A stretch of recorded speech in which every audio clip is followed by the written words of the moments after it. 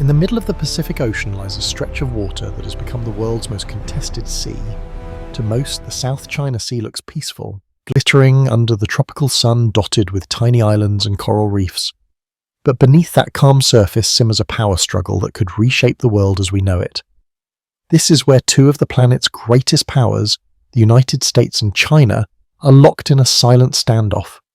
A confrontation not declared, but constantly visible. Every ship, every aircraft, every maneuver is a message. And every move raises a single question: how far can they go before someone crosses the line? For decades, the South China Sea has been one of the busiest trade routes on Earth. More than $3 trillion in goods pass through it each year. Oil, electronics, raw materials, food.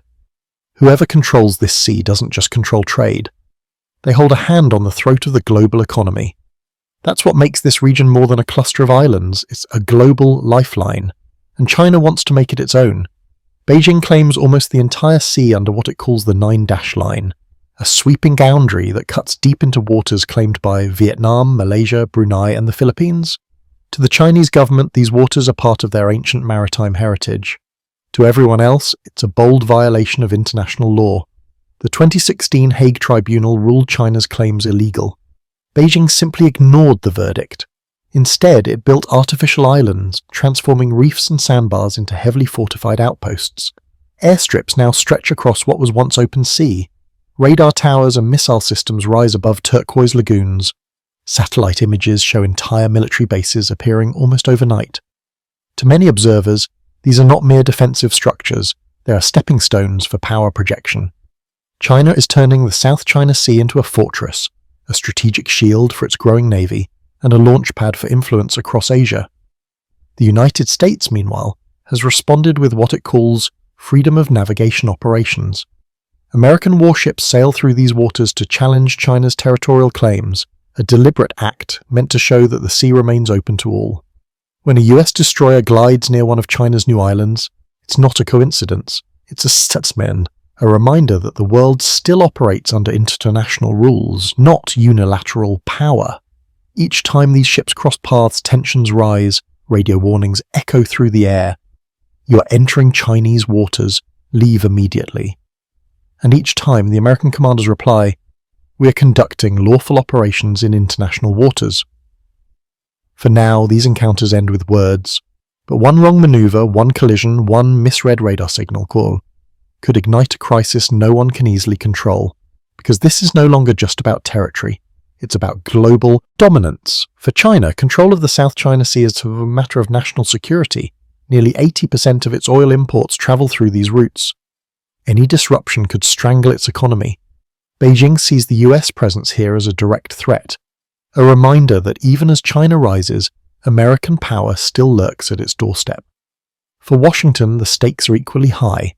If China succeeds in controlling these waters, it could effectively dictate trade routes for half the planet. It would prove that US power in Asia, and maybe the world, is fading. And so both sides are preparing, not for open war, but for dominance through deterrence. The US strengthens alliances through the Quad, an informal partnership with Japan, Australia, and India. It reaffirms military ties with the Philippines and deploys new defense systems to Guam and Okinawa. China in turn deepens cooperation with Russia, expands its navy faster than any country on Earth, and extends its economic reach through the Belt and Road Initiative. Every move is strategic, every investment geopolitical. Both sides know that control of this sea is about much more than the sea itself. It's about the architecture of global power. Meanwhile, countries caught in the middle, Vietnam, the Philippines, Malaysia, face impossible choices. Standing up to China risks economic retaliation. Aligning too closely with the US risks becoming a pawn in a larger game, so they balance carefully, defending their waters, building alliances, and hoping the storm doesn't reach their shores. In recent years, we've seen a pattern. Each time China builds a new structure, the US sends another warship. Each time the US holds naval drills, China deploys more aircraft. The world's two greatest powers are now locked in a cycle of escalation that neither wants, yet neither will abandon. Behind closed doors, diplomats talk of restraint. But out at sea, radar screens light up, engines roar, and submarines glide spently through the depths, each side preparing for the scenario they insist they don't want.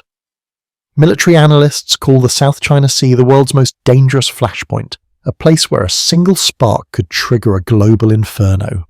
Because if these two nations ever clash directly, it won't stay confined to the sea.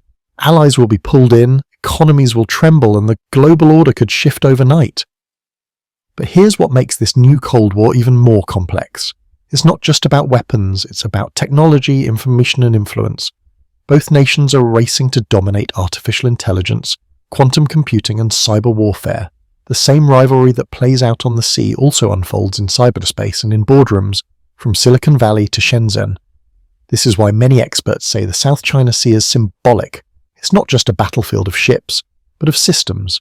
Democracy versus authoritarianism, open seas versus closed spheres of control, rule of law versus rule by might. And as the years go by, the balance continues to tilt. China's navy has now surpassed the US in number of ships. Its missile systems can strike American carriers from thousands of miles away. Yet the US still holds the edge in experience, global alliances, and logistics, a reminder that raw numbers don't always equal victory. So what happens next? Will China continue to expand until it effectively controls the entire sea? Will the US draw a line and risk direct confrontation? Or will both powers find a way to coexist, uneasy but stable, in a world too interconnected to allow another great war? No one knows for sure, but one thing is certain. The future of this sea will shape the future of the world. Every time a cargo ship passes through these contested waters, it carries more than goods. It carries the weight of global stability. Every radar blip, every patrol, every diplomatic protest adds a new page to a story still being written. The South China Sea is no longer just a geographic space, it's a test of diplomacy, of restraint, of humanity's ability to manage rivalry without self-destruction. And as night falls over these waters, the ships continue their silent patrols, the satellites continue their watch, and the world continues to hold its breath. Because the question remains, not if the storm will come, but when.